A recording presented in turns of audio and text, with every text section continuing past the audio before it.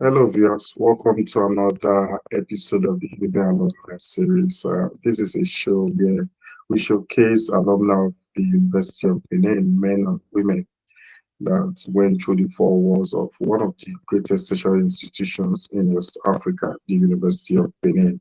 And on today's episode, we have a general practitioner in the United Kingdom and a writer. Is Dr. Wilson Orhiunu. Thank you very much for having me. It's great to be here.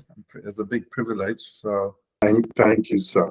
Dr. Wilson backed his MBBS from our institution, University of Benin, in 1987. Dr. Wilson, sir, you were born and raised in Lagos, Surulere to be precise. Is that correct, sir? partially, I was born in England. Then moved to Surulere in 1969, so quite young. Okay, so you grew up in Lagos and you attended your secondary school in Lagos. Yes, and Famous College, Akoka, and did 1 year A-level in Federal Government College, Kaduna, before moving to the great Uniben. Okay, so my question is, why Uniben? If you were raised in Lagos, you even went to the North for the 1 year program, why did you decide to come study medicine at the University of Benin? I think it's that state of origin, mentality. We're all filling our JAM forms, and everybody had this notion that your first choice should be your state of origin, because if your marks are high, they'll take the people from the state before they take you.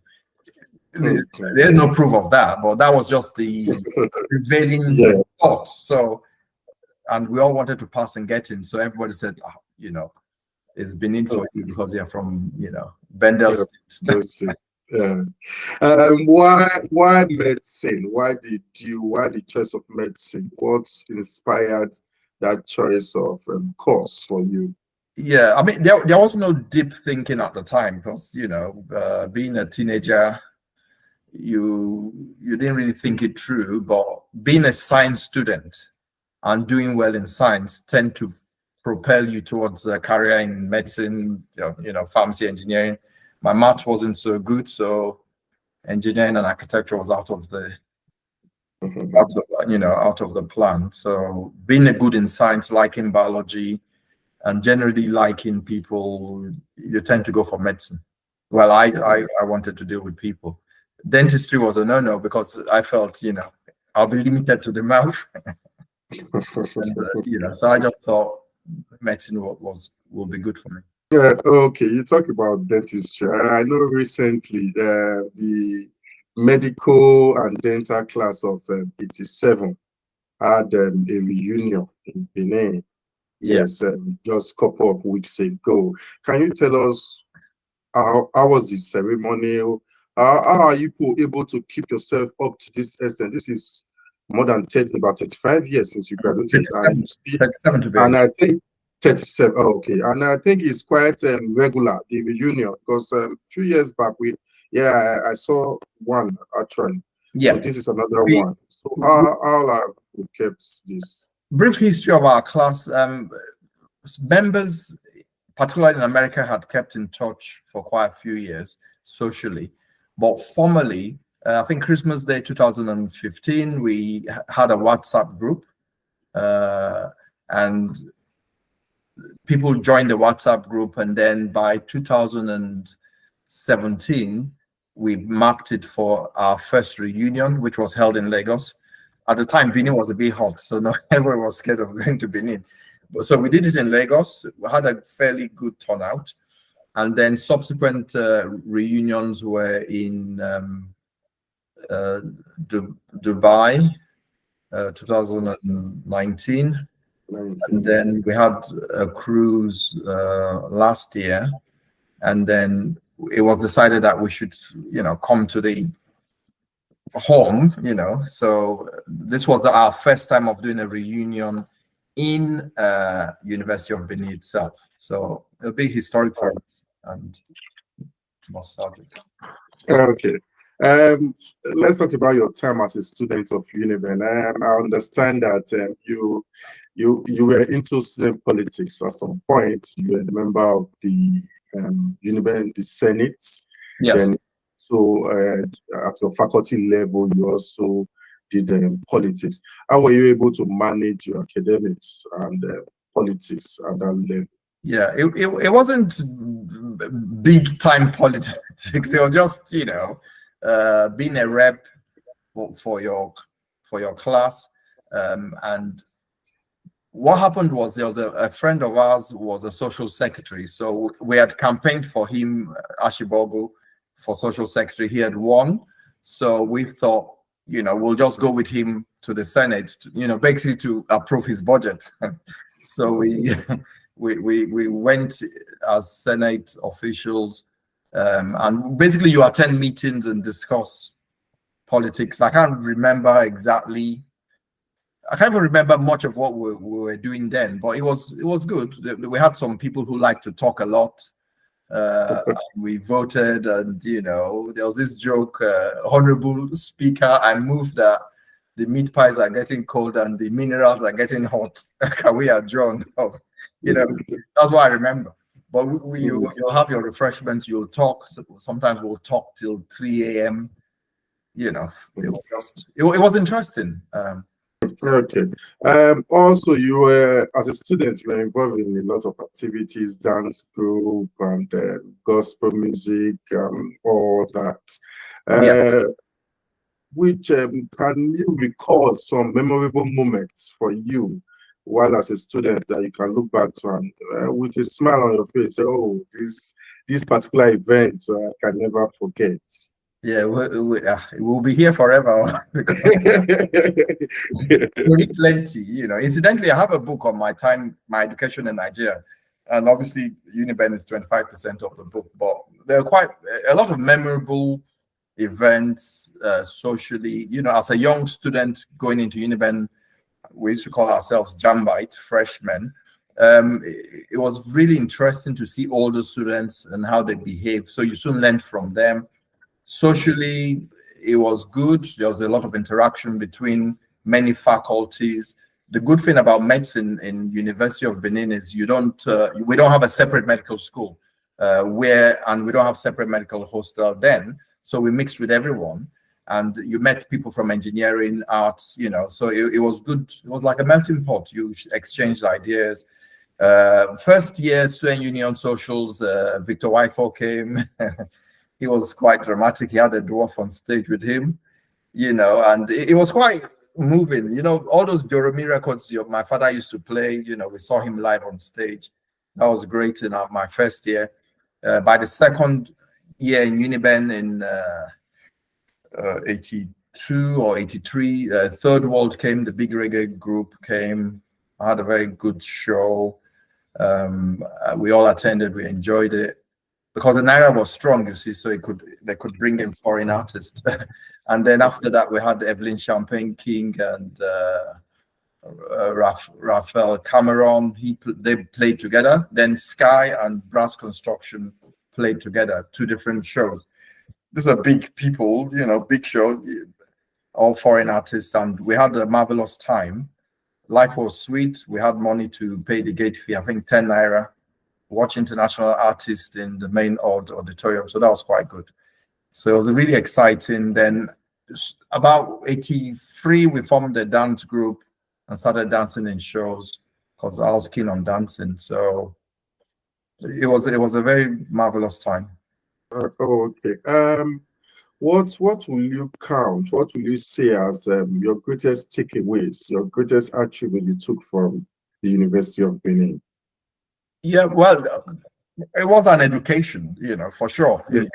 Yeah. Outside your certificate, your MBBS, of course. And even in my book, which is entitled It Takes a Village, where I explore my education in Nigeria, I've reflected on it, and I find that when I went into Uniben in 81, and when I left, I had changed because I had learned from the classroom. So basically, you learned medicine, you learned discipline, you learned the science, how to deal with patients, make diagnosis, treatments, and how to be a safe house officer, how to be a safe junior doctor. And we're well trained by the professors of the time who were, world-class professors, Professor Omene, Dejumao, psychiatry, we had Professor Ebie, people we looked up to. So these people provided you with inspiration to read hard, work hard, and, learn the skill, the craft of medicine. So that was very good. With regards to dealing with people, we met people from other faculties, we learned from them.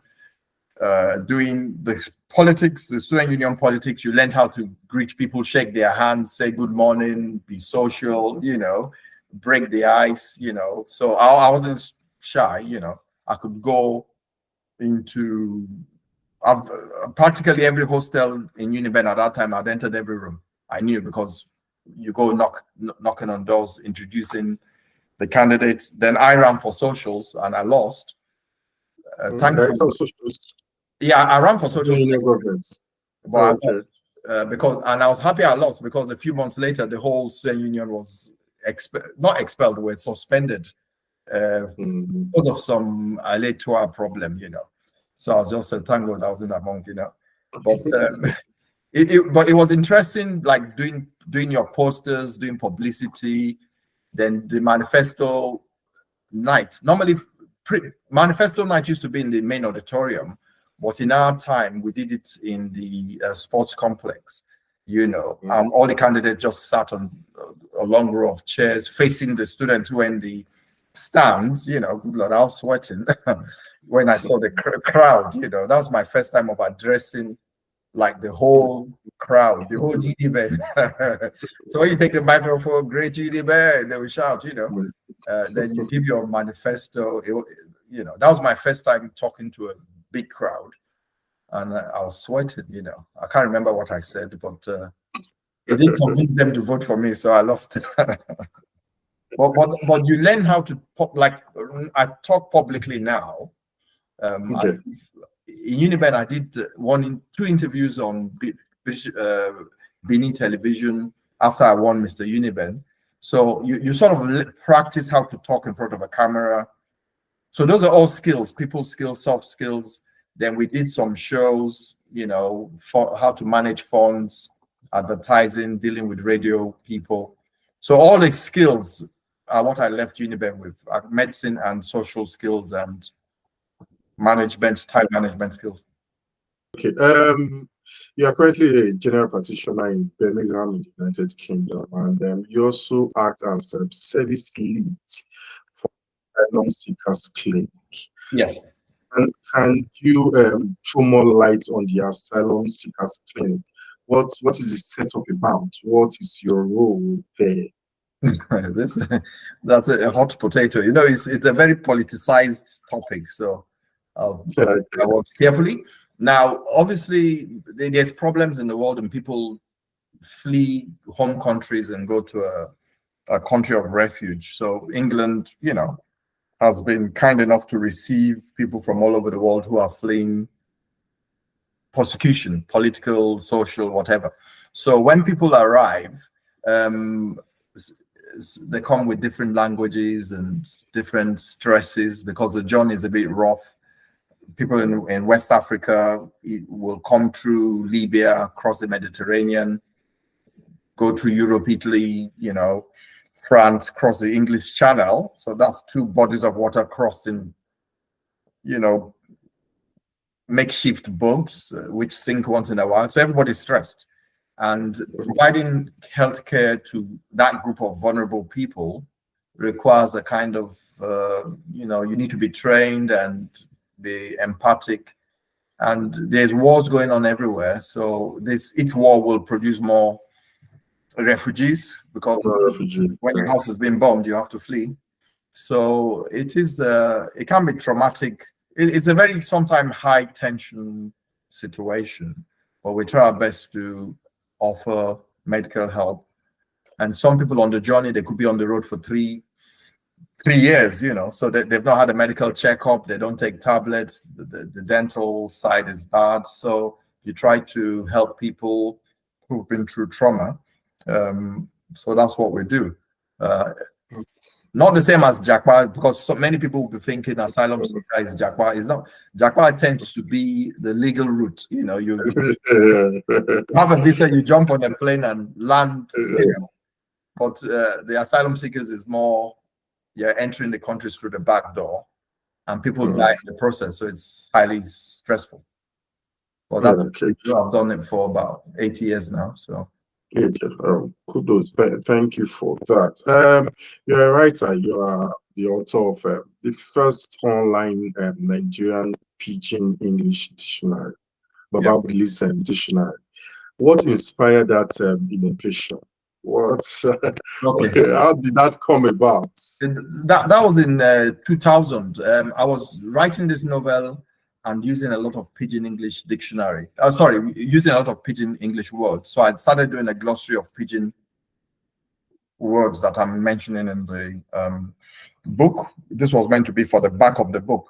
And after a while, I got more interested in the Pidgin than the book itself. So I shouldn't have done that, but I put the book to the side and expanded the dictionary and put it on, there's this website, nigjex.com, put it there. People liked it, and people have used it and plagiarized it, and I don't mind. But I found it helps to understand language, because many people who are good in Pidgin, who understand Pidgin, might struggle with standard English. So I always tell people, since you know Pidgin, learn the Pidgin well, and then transfer the skill to standard English. So and it's helped me as a writer to express myself in Pidgin and in standard English. Okay, that particular book, did you still finish it, or you just? I didn't. You just I did. It's still there. I didn't finish it. I've gone on to other things. Probably I'll go back to it later. Okay. As a medical practitioner, you're also a writer.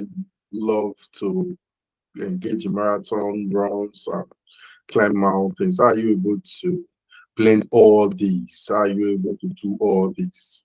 Yeah. You still dance. You are still very active on social media, and you are still top there. Are you able to get hold of all these things together? Okay.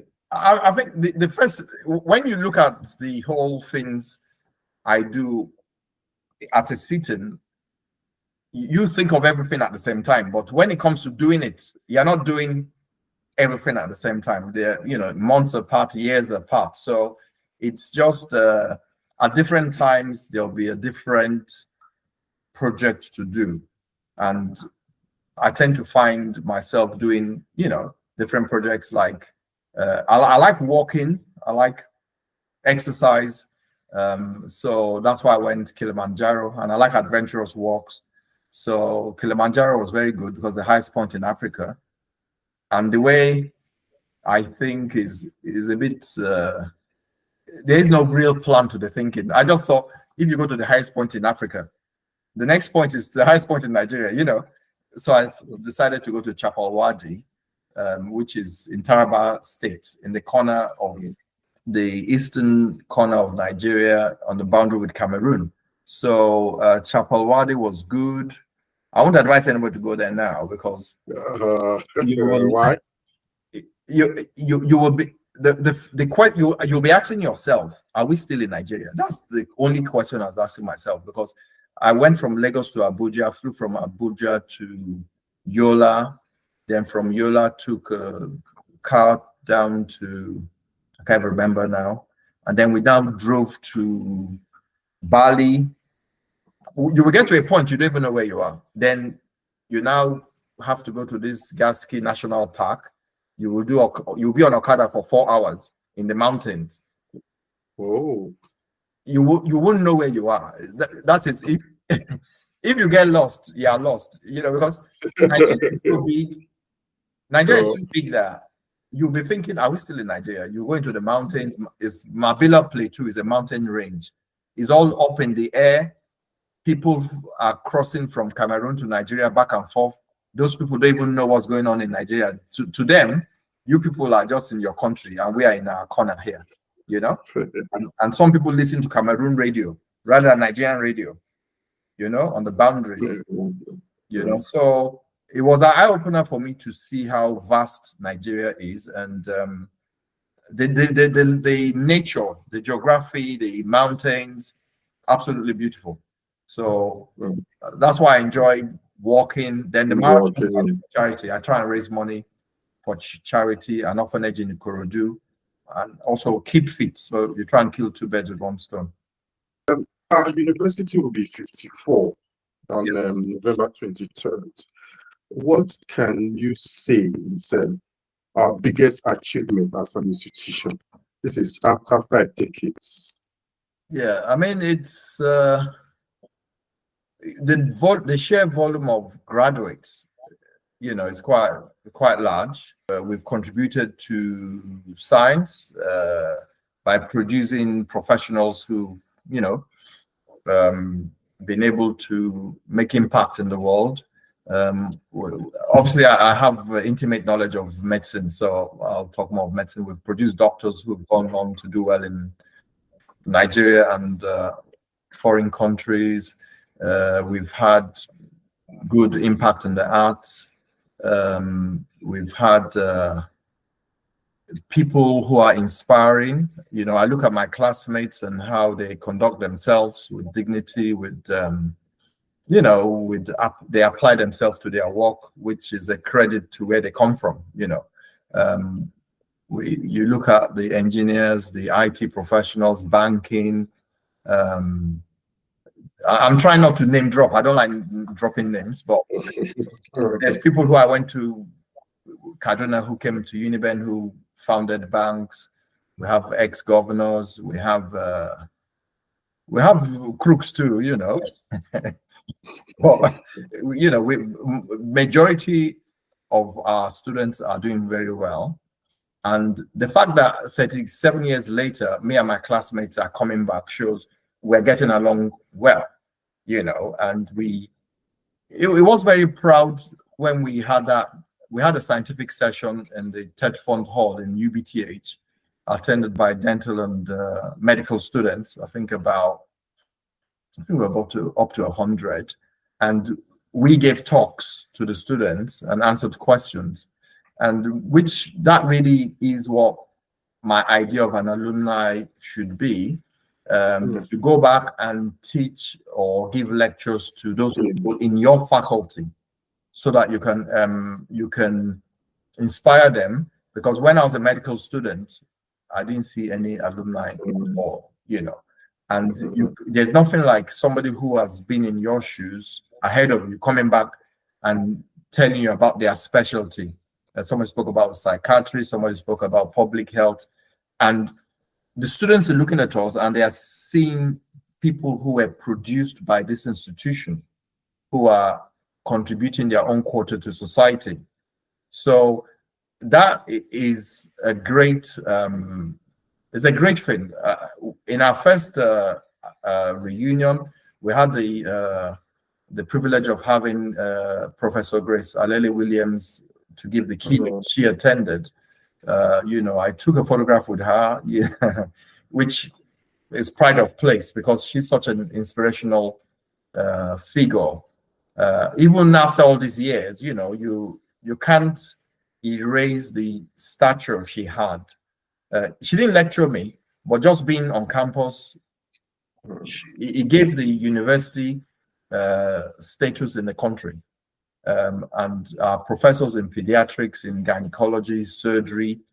I mean, these were people who you hear their name and you even want to improve yourself even at our age now. Because if this person taught you, you can't come and disgrace them by being one lousy doctor somewhere. So the school injected us with a sense of purpose and a sense that we need to do our best in wherever we find ourselves, And when I write with at the back of I write in a way that I think in my mind that my lecturer should not read my book and say, this boy don't disgrace me, So I always try to work harder. So even this book I'm writing about my education in Nigeria, I've been on it for 7 years, making sure the research is good, and so that when you read about Uniben, there's a lot of jokes and fun in it, but I hope I've captured the training we got, because it was indeed a training and a tutelage in vocation to understand that you're not in life to go around saying I have degree. No, no, no, no. You must solve problems. You must inspire the young to grow and learn. You must teach. So I think Uniben symbolizes learning, and the motto, knowledge for service, that just tells the story, because we're not trying to say we passed JAM with good marks, we passed the exams, clap for us. That's, we don't need, I don't think the university is teaching us to look for accolades personally, but to use that knowledge to serve community. So which is what I've picked up from Uniben, that anywhere I am, when I say I'm from Uniben, I should be able to be impacting wherever I am because of what I've been taught by the university. And we didn't pay any fees. We used to grumble that there was no bursary. Oh, the bursary was reduced. Oh, when you go abroad and meet medical tickets and all that. When you meet medical graduates who are owing $200,000, then you say, "Good Lord, I had it good, but my education was subsidized." Yeah. So we had even though we're grumbling that we needed more, but as a teenager, you don't have sense now. You don't really know that medical education is being subsidized heavily by the government, and it's not free. And all these world-class lecturers are being paid, and it costs money. So you appreciate the education even more now when you meet people from other countries who've spent a lot of personal funds getting educated. Thank you very much, Dr. Wilson. Thank you for your time. It has been a great time speaking with you. We really appreciate you, sir. All right, and I'm glad you met me well. I've just celebrated my 60th birthday. So, congratulations, sir. Yeah, thank you. So congratulations. It's been a good time. All right. Thank you very much, sir. All right, sir. Bye, sir. Okay. We'll be speaking to Dr. Wilson Orhiunu, who is a general practitioner in the United Kingdom, and also he's a man of different progressive paths as well. Continue to subscribe to our channel. We'll bring you more exclusive interview of Uniben alumni. Thanks and bye for now.